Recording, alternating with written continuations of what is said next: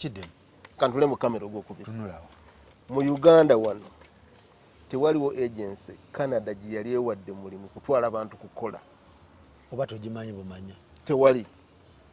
ekyokubiri ng'abantu bagenda kukola work visa tewali agency eyina boga nti na license Canada yampa kugenda kukola naye nsobola okukugobera visa ya work permit tebifaanagana nyonnyola tugenda binyonnyola byonna era Canada teyinza kuwanyisa migration system yaayo ku muntu n'omu etya kaabe olaba wadde prime minister waffe talina buyinza mu migration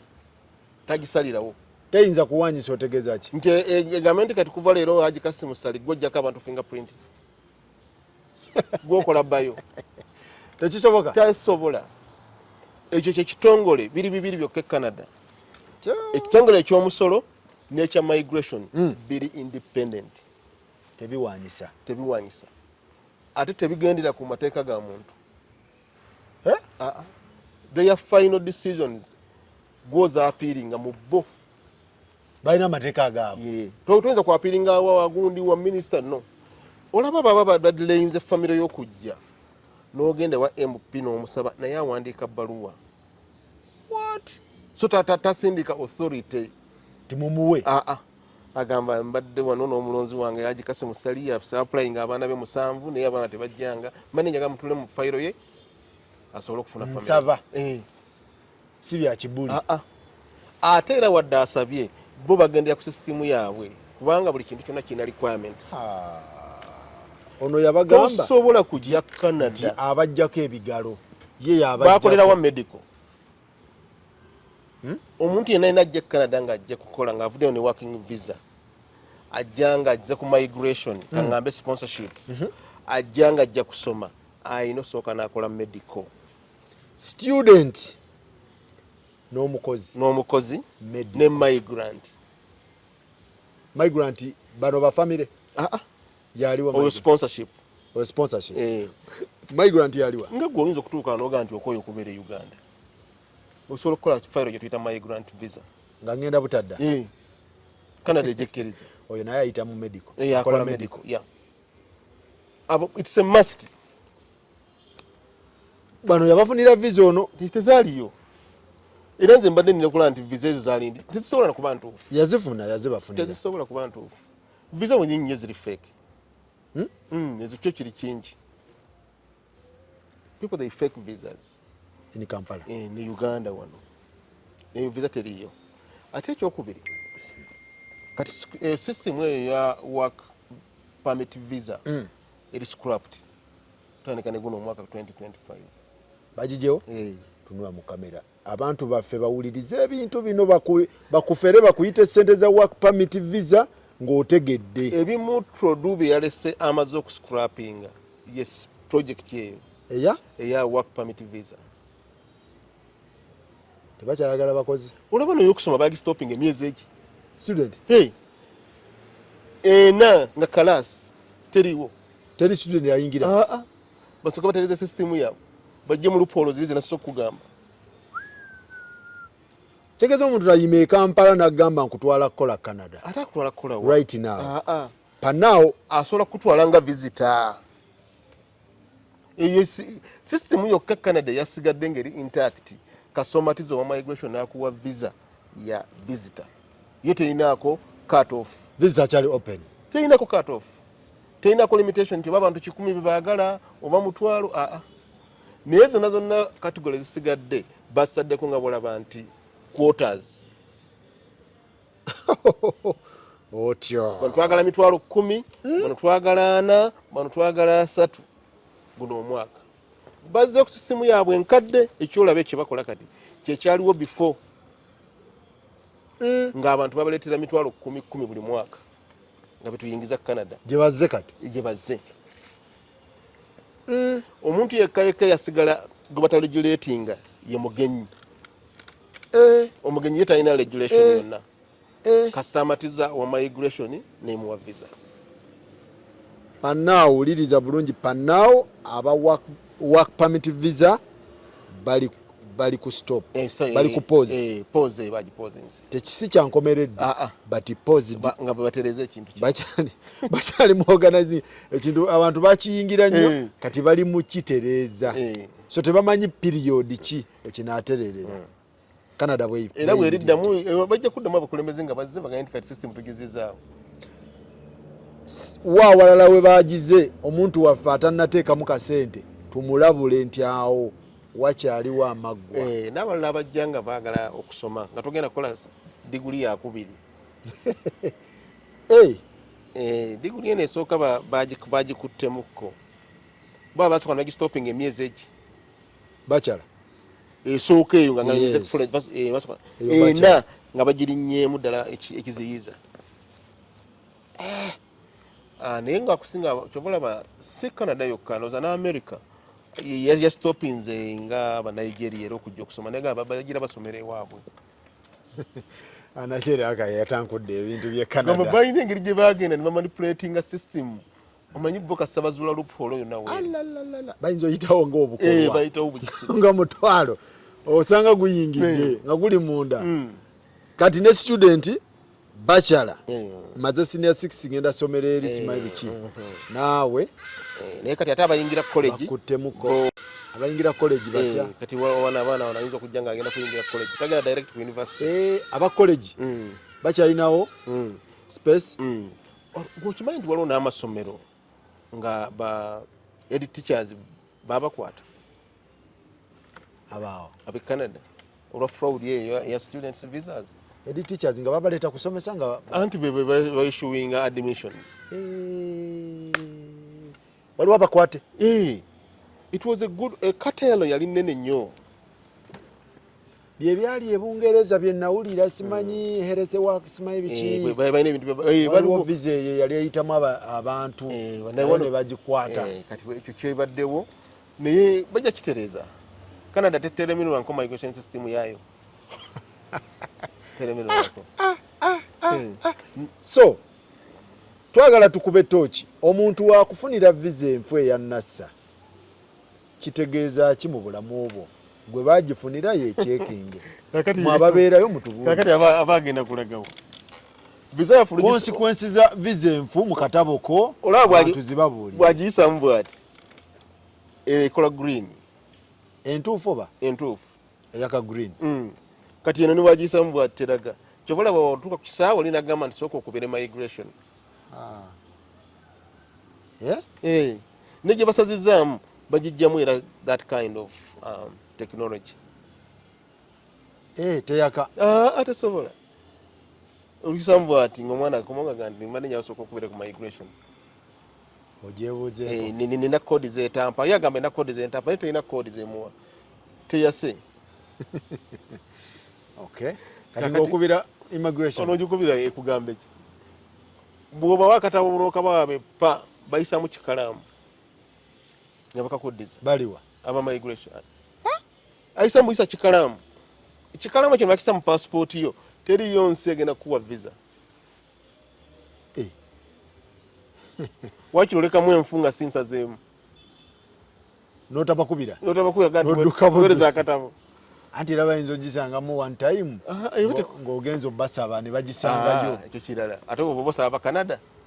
oba osaba amawanga malala anti oyinza okuddayo ku Canada ofuna akatabo kalala ne bagisanga abasajja ne bwagiraninga bwati mu sisimu ye teyaka teva nayo kuba takulina ne bwagiraninga bwati n'ateekamu tevaayo kakati era bwagisangamu ng'ayita banne nga ndi ludda wandi Ntebe ndi Ethiopia oba ndi Brussels n'ennyonyi eba yasitudde dda n'Entebe basobola kikubamu toyitawo Entebe tewali wayina visa nfu yali ayisa Entebe banga bayitawo Faruku teri itakulimba bangamba bayitawo teri yali ayisa Entebe nga visa nfu ogamba myaka ki kati kubanga n'oyo omwana amuyisaawo bayinza omukima aba mu lukwe visa enfu tesobola kubanga Canada yakola bwete migration system yaabwe bayitawo abaana Nairobi ate naye naayitawa talina waayita talina migration system yaabwe bwasikaninga wano kangambo genda kuyita Amsterdam wonna wali baba bamaze okulaba ticket bayasomye kubanga ffe Canada migration system yayo etambula na nnyonyi tulaba bwogenda okusaba tikiti y'ennyonyi obonyonyi takuwa tikiti nga tamaze muwa visa nanti atunulako ntunule talaba road map gwe bwolowooza bwagitunulya kuliko ennamba gyayingiza mu sisitimu yaabwe gyabayagalako olugiteekamu be papa naye nnyini yo neemulaga nti visa ntuufu visa kweri ku sisitimu kakati bwe tamulaga kubanga aba talina kasikaninga kati ng'olinda Ntebe kati ye wano tiketi akuwa takuwa akuwa tiketi era sente zazikola bulungi aya abamubbi kati tiketi gundi bizo gitaddemu teyaka ate ontemedde tiketi muwadde sente ye talina buyinza bujja kusindika genda kulaba migration visa yonna gy'oleeta oba nnamu oba sinnamu yakuguza tiketi n'ateekamu n'ennamba gy'ayagala eyo naye tesomya nti yo onakuguza tikiti tebimukwatako awo akoma ng'agamba kakati bano bo ne bagizuula ddala nti teriiyo kubanga manya nti mwemba munaatambula leero manifest ebatambuza bagisindika aba airline buli omu ne passport namba ye ne visa namba ye baba babisindika dda siiti kakati migration system yaabwe etambula ne airline kulondamu ono oba mutujju ono si mutujju babironderamu babasootinga temunnatuuka kakati gwogenda okujja ng'oliko red tag naye nga tiketi nagiguze dda nga bakumanyi bw'oyita ku Wentebbe tojja kuyita ku Ethiopia kubanga oyinza sisimu ya airline bwete bwekola kuba nange nagula tiketi ku KLM omukazi nanga passport yeriwa leta visa nagiteekamu nampa sefu jane yamaze kakati bo bali ne baraninga Faruku talina wakola redi nti ye kati alaga wa program ki visa ye eri incorrupted oba eri open kubanga waliwo visa Faruku nga olina kutambula ku program eyo yokka waliwo visa kati nga ya Uganda kwe kwaffe eri open eberetia open osobola kutambula ku program z'endala ebeera open yeriwa nebeera si ya coding kinyonyole bulungi waliwo visa ya code nga kangambe nagambye nina akabaga kanga waka naye bano abantu abajja be bano nensaba ne migration nempa code ku bantu abo ba coded visa balina tambula purpose for that trip ku trip yabwe esooka ani abiteekamu organizer asaba n'agamba nti ono muyimbi muleeta wano nepapasira agenda kuyimbira wange era ne bakuwa ne kodi gyakozesa okufuna visa eri kubanga osooka kusaba eri odda n'olukosabira ye kakati ne bakuwa kodi kodi eyo bo balagiraninga bati ate ono kati ate yabadde wakugenda Toronto ate wona atulaga agenda Montreal nga baga what's the purpose of your trip? I'm an artist. You can't go. Why? Oyina genda Toronto kubanga visa yo eri coded to that program. Abantu bafeno tebabimanyi. Kakati trip eyo esooka bw'ogigendamu nodda ekansolinga code eyo kuba bakuwa emyaka 10 naye trip eno esooka erina kuba ya code eyo papa say ogiviolating what next ate tugenda tosobola kutwala ate ne visa baba ziri callinga fulu kwenzo gende Canada emirundi esatu gokola ne baga visa tugisaziza Canada nze sigitegeera banna ebintu byammwe enkola gye mubikolamu omuntu nafuna visa ne mugamba itawo jangu tetubitegeera ate tugisaziza what is the purpose anti obuyinza bwenna nkugamba nti migration yerekera obuyinza bwayo obwenkomeredde yokka ekolanga bweyagala bajuwa amaanyi mangi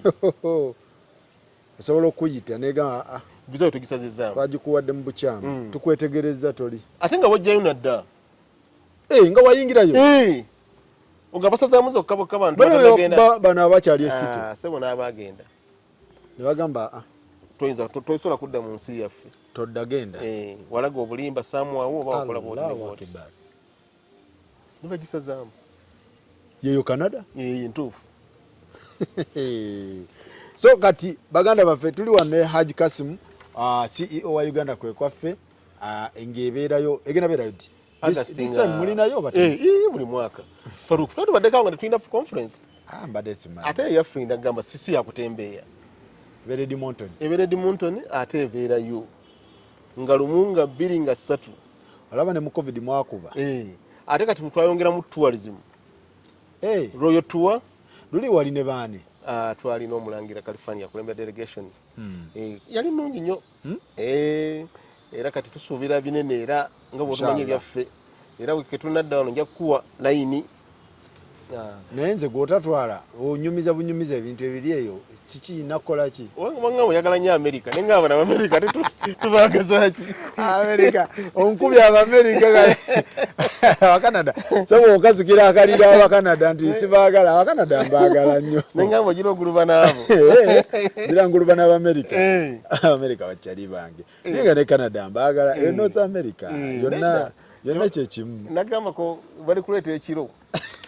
oliganirawo wabaga tugende nga tukkiriza wetunagenda mu mboozi eyo nina obubaka bwose bwokuva mu Amerika sagala ontwaleyo saawa zino kubanga Abamerika bantise obubaka bungi bukasukira Abakanada buyitirivu naye saagala abo twabasibako natti tekyali asala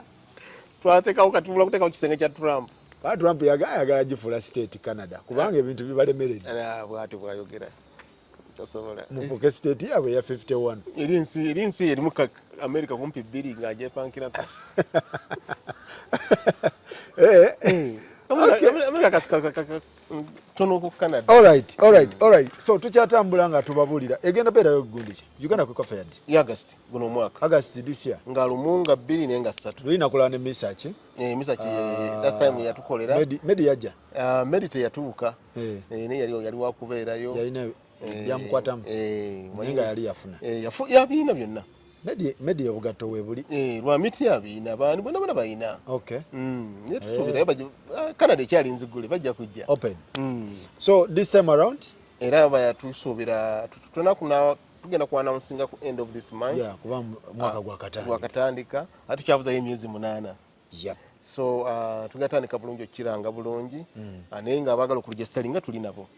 bajje ku ofisi zaffe wali Nateete tubakoleko mwavaayo ku Cornerstone Cornerstone twavaamu mu kibuga ne wali wakalubiriza nnyo nga ne parking Nateete ku Prime Village building opposite ne Total taxi park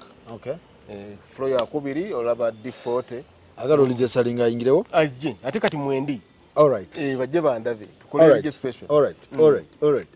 right tugende maaso tugende ate twina so kitegeeza nti bannange omuntu wagamba nti work visa please kwata mukko Canada bagikuttemu oli wagamba nkugobera mulimu nkutwala kukola Canada direct kwata mukko ababeerayo bagamba okitegeera so ongambye nti omuntu webansanga ne passport ne visa mu passport enfu musango ate kati wajijjawa tugende ku bibadinayinga visa abantu baba kuba ban abantu baba dinayinga visas so many omwaka gubaddemu a lot of denials so many Ugandans kubanga abantu bapapa abantu bebalaba boom ngeze Canada kati nga buli omu agamba Canada ne batatereza mpapula zaabwe abatereza ne bassaako document ezimu nga ziri fake kati Canada buli weesanga empapula bakuteddeko account teri nayo kubanga bo tebabuuza sente z'olina Canada ebuuza account yene eri authentic ndiye ng'oli abagamba nti nedda ati automatically ban ngani agamba babuuzani owa bank bakubayo bakuba amasimu kubanga ku statement yo kuliko references zaabwe zonna ze baagala they can access land bond ebyettaka ne bakisesinga ekyapa they access registrar eno nga bula driver's license babuyina nnyo gwe mulimu nga gwe bwokeera okukola omulimu gwe mulimu gwe bakeererako gwe mulimu gwabwe kati eyo bamanyi ne code ze bakuba buli kimu bakimanyi. Ne bagamba Equity Bank nti oba Centenary nti owaye account eno account ya hamu eyo ntuufu yiye eriko mmeka? Tebagenda mu sente. Tebabuuza eriko mmeka? Babuuza ye oba ntuufu nti yani nti Hamfule Rutabi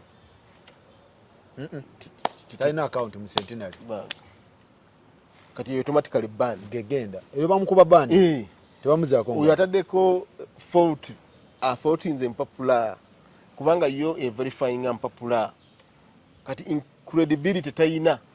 kigeza buli lupapula lwobawa making sure lutuufu kuba tebagenda kukulabako. ezo empapula ezo ddala zirimu omukono gwa gavumenti oba gw'ebitongole eby'amaanyi zirina okuba ddala nga ziri authentic ng'ebyapa banks ezo registrations ezo. Ate marriage ne marriage si nnyo kubanga Canada ekkiriza marriage za mirundi mingi marriage yo naye bank bajja kuba kitongole eyo y'amaanyi n'ekitongole oyinza okusaako olupapula nti oba wafunye sponsor mu kitongole eky'amaanyi n'okisaako nga wobuuka n'okubuuka Janita Mongo yanzikiriza recommendation yino kati bo bamanyi nti buli kitongole ba district zirina kaawo tebakubira chairman bakubira kaawo wa district kubanga yavunanyizibwa ku mirimu gya gavumenti ne bamubuuza nti Faruku omusuubira okubanga agendako e Canada nagaba bwiki Faruku bwagenda mu gundi ye gy'ayina lolo gundi ye registry gundi ye gy'ayina takulabanga nako kati neyo ban nze ninayo abantu bemanyi be babaninga nga balina bamaanyi ne mu districts ninga just kaawo yagaana omuwa recommendation nenga musese mwali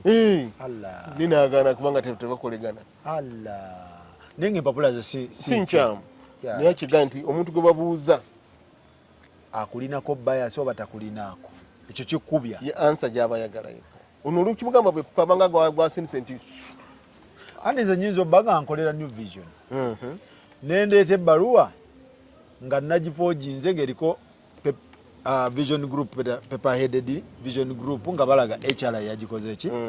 kati bo beesosa ne bakubayo kakati bwoba balaze bwotyo nti ndiwa New Vision ku bank statement gy'oba wadde we waliwo awantu wonna wa New Vision kwedepositingira omusaala gwo nsobola okuba nga ndi mukozi wa New Vision oba Vision Group nenga baluwa sagije wa HR recommendation because HR takkiriza bakozi ba bukedde kola ki waliwo abantu abamu batekako empapula nenjiya nga tebategedde consequence y'empapula ze bataddeko buli wossaako nti nkolera Kasimu Ssali alina okuba nga akusasula kati Kasimu Ssali akusasula atya through bank kati ku bank statement gy'oba wadde waliwo olabira nti Kasimu Ssali deposited this money kati kimisiza abantu bangi visa afuna sponsor naga nti gwakolera nasako employment letter nasako bank statement nga ate bank statement eraga nti ate amusasula ate mulala kikyamu omuntu asobola kubanga akola emirimu nga mukaaga ng'egimusasuza zonna zimusasuza anti gwakusasula batya Canada byetunuulira kyogera nti ye verifying mpapula gutekwagala information gyefuna ku mpapula egimala okukakasa kyoli kuba waba okolera nze nkusasula by bank era buli mwezi wabawo akayitako naye ate olese ng'olinako $2,000,000 naye tolagana ngeri gye wazifunamu tezirina we ziyita kugendako naye savings zo ziraga nti olinako $1,000,000 kati ki ekitukuba wano baani zino zijja zitya dinayo zino empitirivu kati eyo dinayo problemu eriwa okola oli aganda badde ne ssente nnyingi naye ne baŋŋaana tebalabye soosi ya ssente weeva wabalaze employment ate employment teraga nko gekusasula that means employment teriyo kati wowe okola empapula za munno gwe mu assembling bulungi omugaye tutaddeko sponsor tutaddeko nti Clay Uganda Clays ne wowe okola bank statement Uganda Clays erina okureflectinga ng'emusasula kati aba alina source of income tebajja kuwa visa nga tolina source of income noba olinako sente mmeka Faruku ffe twatwalako delegation emu naye eyali director kubanga ye yali tali ku payroll nga top kati bano banne bonna omwenda bali ku payroll. In fact in that process mwe twatwalira ne stay omulundi ogwasooka naye director bamuma visa ate nga lead of delegation kubanga ye yalina sente nyingi ne statement ye eyo sponsoring abana abalala naye ye teyalina ye waafunira sente top nga tebalaba ngeri top jazifunamu naye nga ate yazigabira bano ate nga ne balwa ya signings yawadde n'olukusa ekitongole kye kituwe bagende naye ye teyali ku payroll kati ne bagaana mbu talina source of income banaye okitegeera twaddamu buzi zetuwandika ebbaluwa nze kennyini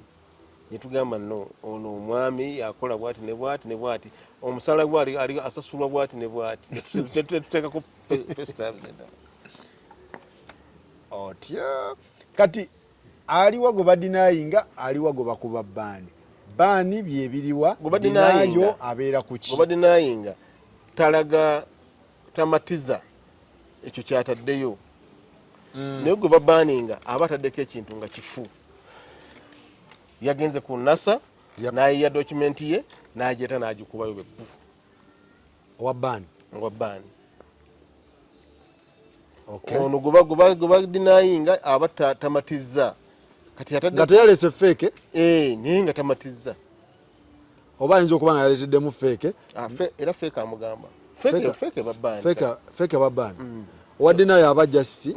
tebakakasa oba otaddeko kale ebintu byo naye ne balaba ate nga tolina assets bw'ogenda ebweru tolina bwoga nti nkomewo kino kinnuma kino kikyendese Uganda tebakirabawo oyo dinayo bagamba tomatiza tojja kudda tebasobola kuwa baani oyo taba wa baani then owokubiri ayinza okuba nga bweyadajjuza application ye ayina kalabe boxes nga bwala zigenda buwerawo boxes kati wabanga purpose of a person inviting you purpose of visit purpose of visit ayinza okubaawo to attend Uganda kwe kwaffe conference naye naabuuza ani akukyaza person or organization bwekiba kati gwe host wo kati abamu basaawo linnya Haji Kassim Sali naye nga invitation gy'olina eriko nti Uganda culture in diaspora Uganda kwe kwaffe kubanga laba Uganda kwe kwaffe is a subordinate to Uganda culture and diaspora oli ye mukama waffe kakati gwe ate bakubuuziza agenda okukyaza nogaa Haji Kassim Sali Haji Kassim Sali bo tebamulina mu system tebamulina ne invitation si yiye bamanyani Uganda culture in diaspora kati ekyo kyokka kyokka box eyo yokka ereeta nti application ye eri null and void bagamba ate tebalina budde nti oba baku interviewing a person physically bo batunulira paper amaze yaganyi kati ono gyagenda tamanyiiyo n'ekyo muntu atakimanyi Haji Kassim ate yani kuba Haji Kassim talina sente zigenda kukyaza abantu 100 tataddeeko wadde income statement ye tataddeeko wadde ye akolera oli Uganda culture and diaspora kati ate gwe otaddeko ono kati application nyingi ez'abantu baatekako mannya g'abantu ne beerabira nti ate invitation ezze ng'erina letterhead kati ani akola ensobi eyo ono nannyiniyo oba amujjuliza agenti ne nannyiniyo kubanga amujjuza babiri anti abamu tebakkiriza babo ngati ng'okyagendayo abamu tebakkiriza kujjuliza tebakkiriza bagamba nze bindekere binkwase akati second hide eyo gokyabikola abantu nabagana okukola second hide bw'oba olina omuntu nga mukola application tuula wano mutandike mukola application yammwe babiri muti status ki era ojjuze byonna bina ng'obijjuze obiraba obufaananyi buliwa nti bubuno twavoisola aliwa nti wuuno kino kyenina olina abaana sirina katugenda kukola tutya gwe wenyini weesalirewo nti agamba ti sirina olinawo olinawo ekyapa nti sirina okakasizza ye nga mutiikinga olinawo emmotoka nti sirina kaadi naye ngaoyagenda wa nti Canada nti nga tulina wadde asset nti ye bajja kumpa nga mutiikinga nesiga nti nteeraamu nawe nteeraamu kati akuteeremu biki yiiya nze nakusasudde yiiya ati abantu babikwasa ba agenti ate agenti abamu be bagamba nze mbimala tebakyayinza kumala agenti naga nze mbimala naye bw'otuuka ku application yonna bino ayinza okuyiiya empapula n'abireeta nga tobimanyi naye kasa mutuuka ku application beerawo okujjuza era musubmitinge aba omugaye kati yiye egenze ne reference number yino bagireceivings anti abamu tebalina budde kati nga tolina budde oyakulaga wa banange kambabuulireko okujja Canada nkujjako bano abamu abajja nga bo bamalayo naye abamu bemmanyi baba bazze kuyiiya tuba tuzze kuyiiya kati omuntu azze okuyiiya lwaki toba na budde ali bize binkolere haji binkolere era bahaji binkolere mbayina naye era bwotuka kukola nkugamba tuula wali haji bikwasaganye tuulaawo n'omwana wuuyo mujjuze ebintu ati agamba mba nakusasudde era siziganye sente nzirina ate oyagala ate kunkozesa ate kukozesa ki bintu bibyo nze nkuwadde loophole ekutuusa ku kiri kyoyagala singa wabadde ogiyina tewandize wange wadde ne sente zo ziyina ate waliwo eyaŋŋamba nti waliwo ka section we babuuza gwe yabijjuza oba babikujjuliza awunyonnyola awo kiba kitya kakati ebiseera ebisinga Canada yonna ng'omaliriza application zonna wadde z'abana abagenze ku migration wadde ba refugee wadde kirwalo kye tuyita BOC basic claim waliwo ka section yako buli bubiri gwe wajjuza waliwo yakuyambyeko kati kuba otukinga nti nze nejjuliza osayininga gwe yajjuza naye senga kakutanda n'otamattama mu ebyo n'oga nti ate Faruku yannyambako application yonna yonna ebanfu lwaki bambuuza nti gwe yejjuliza oba kubanga baagala bakaka sente ddala yoko basic of your knowledge you submitted this document ntuufu kubanga omuntu nze wenkujjuliza asobola okuteekamu ebikyamu bannange kyova olaba waliwo ogenze mu kooti ne bakubuuza authentic ya document yo munogamba nti yona gijja ku street kyekubalwako guba guyiise kati nawe bati bafaanana kati agent bw'aba nzijuliza ye ateekawo asayininga ku party B nti ki nti muyambyeko nakonako ne stamp aba tagunkubisa kikkirizibwa mu mateeka agent singa atiikinga wano n'agamba namuyambyeko sakozi omwejjuliza ne stampu yeeno kikkirizibwa ate bwakateeka n'atiikinga muno nti yeyejjuliza ye ng'ayagala gwejjamu in case of anything ye tekimukwata anti kati abamu kyebaba anti kino kyanguwa kiriwa ekyanguwa wejjuliza tekirina bibuuzo bingi naye kati bwega nti agent yakuyambako Canada tetera nnyo okulirizinga information to third party eyagala nnyo okulirizinga information kwoyo yennyini nannyiniyo kyova olaba visa bagiwa oyo nannyiniyo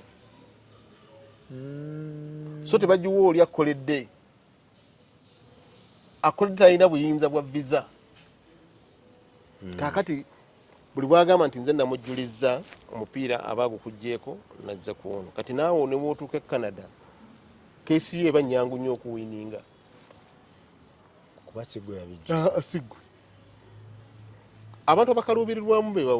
abagamba nti nze nejjuliza nze nateekako nti nina abaana 7 nateekako nti ndi maredi bwe batuuka ne bakubagana naye yagamba nti waliwo agent eyannyambako talina buzibu ate kati gwe bawejjuza abamu bafairinze baba deportinga n'okubazza lwakukkiriza nti bebejjuliza application zaabwe kati kiriwe kiri safe kugamba nti sigwe wejjuliza agent yateekeko stampu ze ekyo nkyeri ng'osaze wano ng'osaba gwe olina kuba gwe anti era wano mu application mba nabagamba nze yejjuliza anti ntuuse eri ku gundi ate babuuza nti wagwe yabijjuza oba ate mbagambe nti nasayininga busayininzi ate nga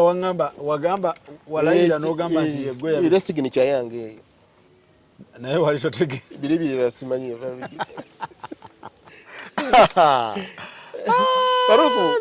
enegaana entuufu ey'ebintu ebimu sigamba mbu you don't know manyi sometimes olina okuba nga omanyi naye ng'olina wookoma okumanya naye so kati tugende naki tulina kugenda nga gwe wejjuliza kubanga Kampala era ogenda kukozesa vizaayo osasuze kaddemu era ogenda kukozesa visa kaadi yo osasule visa fee why kubanga gwe wejjuliza ekireetera okubuusabuusa nti si gwe wejjuliza gwe kugamba nti nze nejjuliza naye bwe kutusa okusasula ate kasimu yakusasulidde ate kasimu eyo kaadi yasalirako ne bahamu ne baani bagenda ogiraba ngaereka abantu lukonkomuli babuuza omukulu ono akikola atya ate wano ono agamba yeyejjuliza ate ono kaadi kati babala abantu layini bweti ekoma eri lwaki bonna yabasasulira question zitandika okwetuuma akuwandiikira ebbaluwa titukonfamingire ddala ani yajjuza application eno tukuwadde ennaku 7 agikasukira takuleka otyo wagikasuka ejja kwani ejja wa agent ejja wange otyo kati ng'obaddamu nti nze nejjuliza nabya biki biki kati nga bo babagamba nti olimbye nga bakubaninga kubanga olwedi baba balina proof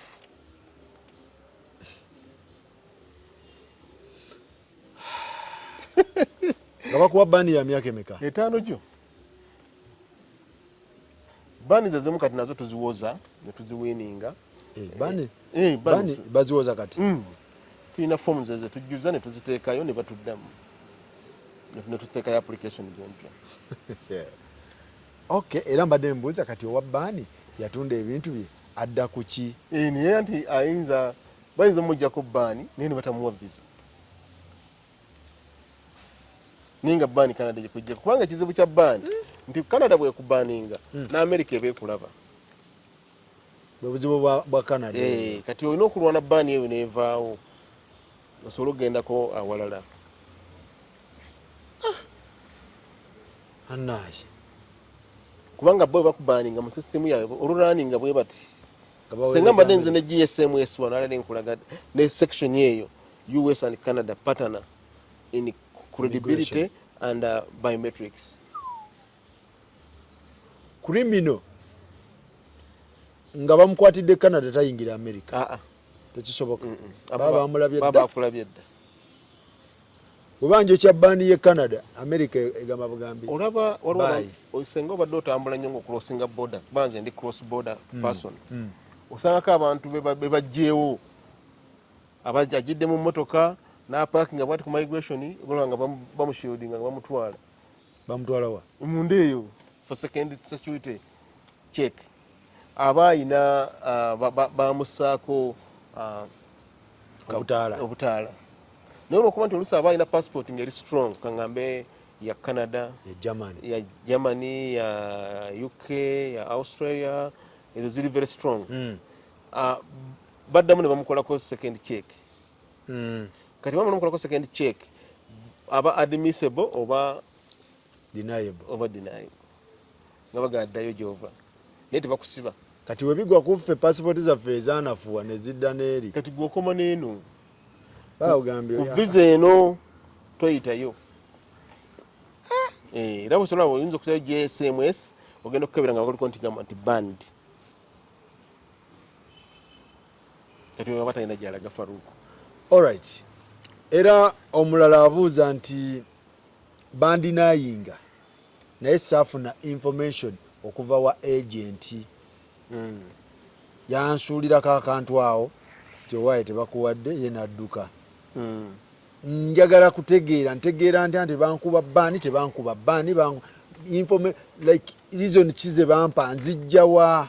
kuba Canada embassy yaabwe tumala getwalayo bw'oyagala bintu Canada ebintu byonna yabissa ku mukutu yo tekaluza muntu Faruku era ojja kujja buuzo ngambe nti haji banziramu bwe bati naye saafuna information lwaki ddala emalayo nga nkugamba sasula $5 aga nga mbatuula awo mpa passport yo ompe n'olupapula kuwagendera ku biometrics nga nkuteeramu application yo nga batuweza consent right awe ng'okyali awo ng'ogisayininga nga tubizzaayo nnaku 14 nga baliriizinga GSMS detailed message nga baweereza byonna twakumma wali information yo yali bweti ne bweti waweereza kino nekino nekino nekino nga tebikwatagana byonna page ziri ezi ze kusindikira yeah. bannange so tumwedinayinga nti mwafuna information buli atalina information ajje nja muyambako information gyeri ku dola meka 5 nga gwogimuwa nnaku 14 era yemu yino mbona gikulaga bawe namba GSMS okuba ku 7 GSMS beretya njirabeko okuba 74 50 73 556 awo ndemwe namba eri 074 50 yep 73 556 ng'oyagala tegeera oba bakumma naye nga agent teyako ne waba teyayita wamwe niwati yayita waffe just alina kuleetera passport ye n'olupapula kuyagendera kukola biometrics gwe byoteekayo n'okola ki n'omuwa info kati oyinza obubasomera oyinza ogamba nti tekiriyo no reply GMC GCMS soma bulungi no reply GCMS notes.canada order update ne VIN number na buli kimu ne bagikuleetera the applicant ne bagamba the applicant this is to inform that the access to information and privacy request for your application your number has been sent to Immigration, Refugee and Citizenship Canada IRCC. Processing time. Access to information and privacy requests are generally answered within 30 days. However, certain requests may take longer. Please note that IRCC is currently receiving more requests than usual. The agency is working to respond to them as quickly as possible. You can track your status of your application using the track available on this page. Ekuwa byonna. So bagenda muwa information. Bulungi nnyo. Ategeere ensonga ze. Kati oyo tetwesiffe twamukolako. Yali mulala. Yazze mu office leero nanga mwamisa kyenjagani nga ntikatuteekemu. Ndabo babankuba bbaani babandinayinga. Ebisigadde agenti wo naye bwekye bakola ne wabanga wena empapula zewassaako ezitali ntuufu bazikulagaawo bakuweera ddala ebintu byonna byennyini ate nga babijja mu bo bennyini tebabijja ku third party kwegamba woba ozzeemu okuapplyinga otegeera ensonga era sijja ku advisinga muntu kuddamu kola application yonna nga tafunye GSMS I think nkulu nnyo yazi $5 gokka naye ate ekuwa relief n'omatira nekyogenda okuddamu okusaba neweetereza I think kiba kirungi dana okubeera ng'otambulira ku probability tusuubira olupapula luli lwe lwagira lwasobya n'oddamu n'oteekamu omusimbi naye ne baddamu ne bakudinayinga so teekamu $5 ofune detail information pages 5 ozisome bulungi otegeere wawe wakolera ensobi okola ekintu nga kituufu oddemu okola ebintu Canada kasoobawo ebintu nga bituufu obeera kaweweevu kubanga kati oyinza kubanga newano obakwotinga nti my last application I was denied because of financial status kati ku submission list yo kuba tusaako kati submission list tukyateekawo tosikaninga busikaninzi mpapula olina okulaga nti ntaddeko Kasimu Sali Faruku Muwonge byonna ng'obiraze ne page ate nga biri indexed nti A B byonna bulungi kati ye bwakobera ku submission list n'agamba nti bank statement eri D n'agigendako n'agisika n'astudinga document by document ekitegeera kati tebikyali bino nti teyetegereza mpapula kubanga bino ebyokusikaninga empapula oluusi olupapula olwabanga lusikaninze naye nga terugenze ne bakudinayinga kakati kyokola tukola submission list erina okubeerako ku application yo GCMS eyo nkulu nnyo gifune mukwano sister brother nga tonnaddamu kusubmitinga because sente ze era bayinza okumma naye nga era tutegedde na nsonga kati ataddemu $5 n'ofuna detail information gwe kennyini ne weemakinga nomanya nti kino kinkoze I think kikola ate kijja kunkola ate abantu boonoonye nnyo ssente kati njagala kutegeera lwaki ba agent tebagaba information eno embassy wennyima visa tebaweereza details ebawa lwaki agents tebagaba information problem eri luddawa papula luli tuta generated document buli muntu gubaluwa buli wagundi kati oluli jeno terukuwa details kati naye oluusi abatakakasa ddala reason ki nga agenda kulimba kubanga lwajjeyo lwa Haji lufaananye n'olwa Faruku lufaananye n'olwa gundi ate kubeerako denied visa under section 79 engeri bwabe 79B you are not allowed webityo buli omu bajja omuwa kati agent wamma naye okakuwa era akunyonnyole ki tewali ate n'ekirala agent bakoppa bukopi bagenda bayigira ku ffe abamanyi atya kati Faruku wantusomesa era agent bawuliriza batapinga Faruku gobogobo uferi ngotumya chumbuye gengo nonya maji ero nonya amanyi kaberako ku chano era babuuza buli nnaku Haji ngata natuwaayo ba agent baberako nga batapinga n'ekitali kikyamu sikinako ekitali kikyamu kubanga nze nagamba information gigabe si yange yabo abagala bagyetaaga so kyegamba nti kati agent bw'amala okukiyiga kimuyamba kikola kati bagatandika okukikola naye lwakuba nti ekizibu kya GSMS eyo olina okuba nga olinayo omuntu nga ye mu Canada ate abimanyi nga mu Canada kubanga ku application eyo kuliko omuntu okubanga akugulyawo gundi alina okubanga alina address e Canada. Kati tojja fubutuka so nti naawe obikola tojja nkubejja so tuli wano mpola mpola mubeereko bannange mutambule n'okumanya kyoba tomanyi okibuuze ebintu bibeere nga bitambulira ddala mmalidadi sana. Ababbaani bano bakoze batya baani zijja naye baani tusaba tukola apiiru zaazo ne tuwandiika ne tugamba nti Faruku yeyanzijuliza ate nange nali sibimanyi naye akawunti yange entuufu yali enamba yeeno byonna mbirina I request to remove this ban kubanga ebintu byange biri authentic kati balaba nga naawe ozze mu mutima gwabwe toowaze nabo bantu bakuwandiikira nti wa ban has been lifted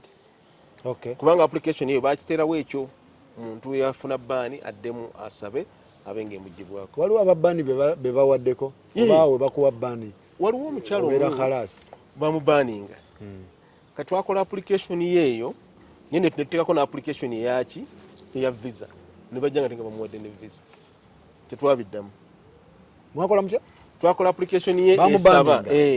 esaba okumuggyako bbaani naye ne tuteekako na application ye eya visa one time naye ng'eno eya bbaani yeesooka waggulu. Yasaba bamugyeko bbaani ate ng'asaba visa at the same time kisoboka nenkula kye nali nkozeeko kakati ne bamuddamu na visa kitegeeza bbaani zivaawo era saagala abantu batye nnyo vaani ziviirawo ddala so toddeeyo ne weekubagiza yaaye bankuba bbaani no teweekubagiza tewetta kuba abo bangi bendabyeko ng'ayagala nakwetta baani tekwessa baani bweba bagikuwa lwa nsonga emu gyewakola mistake gyewakola wakozesa omuntu owa kibogwe ekyokubiri naawe wenyini nyini omanyi tewalina bisaanyizo naye nga omutima eniya ye eri Canada naye obusobozi kiraba ngonaogenda okwagala okulya ennyama naye nga sente zolina zisobola kutemesa kigere naye nga ennyama ogiraba kyekyo naye tekiganagenda ku bbuca ogendawoko kakati nekino bwe kiri Canada agiraba abantu bagenda naye agamba nange ngenda naye mu butuufu talina kyayina kati awo nkitegedde ayagala lya kanyama naye nga mbutuufu sente teziwera nogamba bampa ebyenda haafu ngende nebyenda nawe utakasupu nabyera biva mu nte kati kyekyo nno munnange naye nga ebintu bingi bannaye aji ono agenda kunoonyaako sagala tukitwale nnyo kuba tulinayo session endala abantu baŋŋambye simanyi no more whatever visas 2026 oba osokoka kiriyalinga akukanguna nnyo Canada tesobola kustopinga immigration oli yantiisizza neŋŋamba onajjawa information no more events till 2026 omanye ebyobulimi mu Uganda nti nga gavumenti ekera kumajja nga teri muntu n'omwalima tekisoboka ye Canada it's a migrant country abantu balina oyingira tebeeranga kaawo nga teyingiza enejjawo mani power so bye biboozi akyobula begamba nti no more event till 2026 ebyo biboozi nga kiri ludda wa nga ani ayinza okuyimirira ku ekyo okay invitation are no longer important for visit visa ate kiribeerawo kitya the purpose of evawa purpose of trip abantu balimba anti tosobola genda Canada nga tulina purpose eri ku invitation oli yagambye no invitation are no longer important ate kati anti atuwe purpose of trip agenda jijjawa ne ku application yene ya visa kuliko ekigambo what the purpose of trip eba by invitation tosobola invitation zikyali important nnyo tesobola kyekintu ekitagenda kuvaawo paka Canada lweriggwawo oba ensi yonna butemukyazeetaaga ate tebagiraga bagenda kukozesaki muyitamu buyisi otya ne Dubai sebo nayo weetaagayo kagundi naye Dubai ogula buguzi ka tiketi ndowooza naye era olina kuba nga olina gyolaga okuba ne papasi tewali nsi gyonza kuyingira nga tolina purpose of trip nabadde mmanyi nabadde ngamba nti Canada ekikola etya olaba naffe aba bannansi otuuka li bakubuuza address munansi welcome back ng'olina akatabo kaabo anti nkuwa welcome back noga thank you what's your address and postal code anna kakati ate ono kimbuyege yalagawa oba olina obanyonnyola ye invitation oba olina obanyonnyola kakati ebintu ebimu bino abantu olina obbagamba nti bannange temutuzza ate mu ngeri okay so next time ndowooza Haji tujja tandikira wano mpola mpola waliyo ze bayita hybrid conference tujja gendayo tulabe immigration muyina miliyoni 5 naye mukaaba abasajja balina miliyoni z'abantu 4 Abamerika naye bakyayingiza Canada erina 50 miliyoni bali mu kukaaba Trump yagamba batika oyagala kajjawo gogamba Trump ogandi agenda batika yali atikka kuba bali bulungi ensi Trump ayogera mu bwogezi seba abatikka yazimba n'ekisenge Farouk America mbaddeyo nze mbadde nkola cross border papa Mexico nkubulira kitandikira mu Arizona ndege kimalira eri wansi mu Texas owulira kisenge nateka nkubulyeko si futi 8 kali neno nga bwogirabo ate abatikka naye baŋŋamba mwe mulina miliyoni zaago naye mukaaba mwagala tikka abantu bafulumye America erina miliyoni 3 plus naye ekyayingiza tebatikka bantu mu visa categories zonna tebatikka bantu bali eligible batikka bantu abali nti tebalina bisangizo bibabeza mu nsi ezo gobadonga tebajja kusanga bakasimu sali bamutikke gobwe muti omulogo anti America ekimuluma kuba ye nga alina bangi akyayingiza naye gwalina abatono ekigambo alien okimanyi bebagamba okutikka bakwata bantu babanyonyola abantu bagala kutikka abantu kikati America babulira tebamanyi bagala kutikka baki batikka ba aliens kati teriyo nsi yegamba nti nze ndi safe bampe ba aliens nzabe nsinga okwagala ensi erirudda weeyo kati munafuga muti abantu nenga Canada kiri kitya esinga ku America ekisinga ebintu bingi senga tugamba abantu basinga abantu abangi kati yakugamba nti Uganda terina abantu bangi eina yesinga mu Africa ekyo ky'abantu abangi kirala so America yegamba nti n'abantu miliyoni 3 plus mwenga mwina buli muntu ayayanira wantu awali silamu silamu esinga abantu abangi kati abantu bayanira ensi ezibagondera okumenya amateeka Canada teriyo okumenya amateeka shootings za sinyingi homicides zisinga era mu mawanga ago kati Canada nsi y'abantu babuvunanyizibwa oliyanga nti line ze zisinga ku embassy wano tuzisanga ku embassy ki kubanga akakolyeko kati bw'oba ogenda Kampala ne Masaka bw'oba osanga abantu abagenda abangi Kampala ne Masaka Kampala bayingira bangi ni ebintu ebiri e Kampala obimanyi kyekiriyo mugoteko nkuyisa kwali ku mini price abagende Masaka batono kubanga wakyali organized anteri kiriyo wakyali organized Masaka teri kiriyo kyeva batagendayo nedda buli muntu yenna agenda awantu amwanguyira okukola ekyo kyasobola okukola era nze bwe mba nga ngamba nti ebintu biganye oga nti abiganye tugenda mu wino kuba bagamba ne ku forex exchange dola ya America yesookako kati ebyo ebya economy ebyo bya trading mu ngeri ndala kubanga pound yesinga sente ne euro kati naye tugenda ku kimeeza kya forex pound si yesookayo naye nga yesinga America yasookawo naye nga owayo kumpi kati America owayo dola 2 okufuna pound emu so America wajja n'agamba nti ku forex nze asookako awo yekubisa yaka sente yasajja balina sente gyebali nga sente nawe zizitowa pound yandibadde esookawo naye jasi politics waabwe anti kyegambye gwe bazanya bakikola lwakuba nti bano bana manipulating nga bulaba China nti ogitwalira t-shirt eno neyozamu t-shirt 1,000 nenga quality si kyekimu anti bo kyebemulugunya agamba currency yamwe ne ku forex olusi bagyerabira abannayuganda n'obabuuza wayi Canadian dollar emiridde etya bw'abannayuganda tebagimanyi ate kati naye obuuza American dollar eri etya dollar emiridde etya abantu bakubuulira nti eri ku 3 naye Canadian dollar speed owa boda ekyo kyangu gwe kati nyakuwa ebintu examples eddagala ly'amanyi oliraba oli akwata close up naga nina colgate ng'akutte close up nyagamba ina colgate aji kakati nedola bwetu yafaanana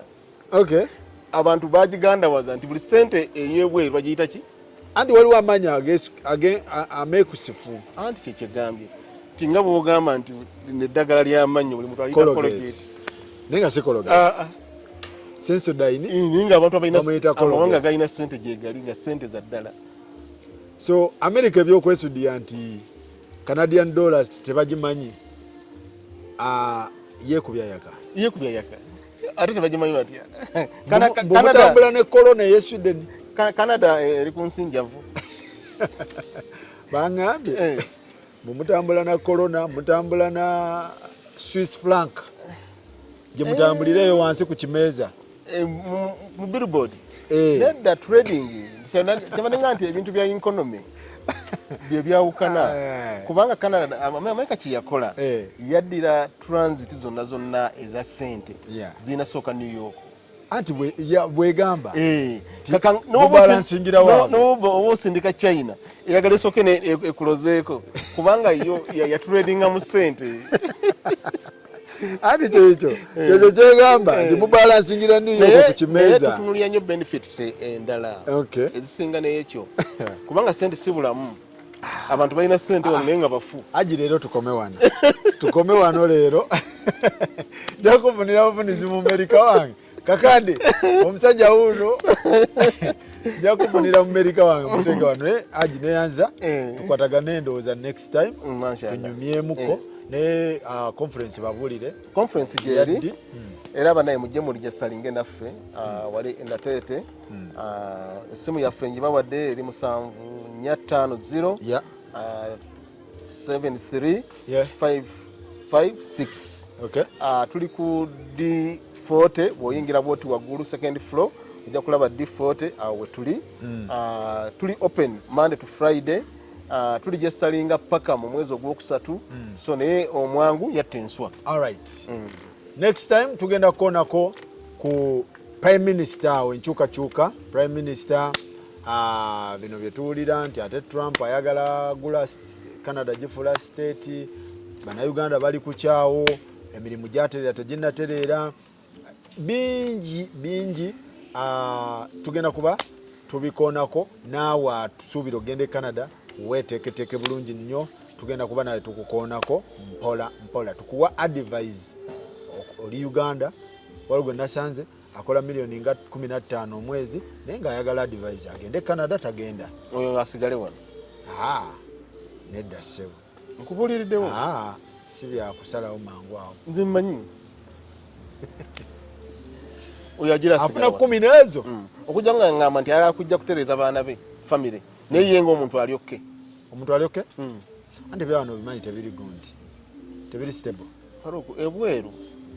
bwagala muntu nga abadde akola milioni 3 conversation egenda beera ndala so next time tujja kuba tubikwasaganya mwebale nnyo mwebalire ddala tulabagane next time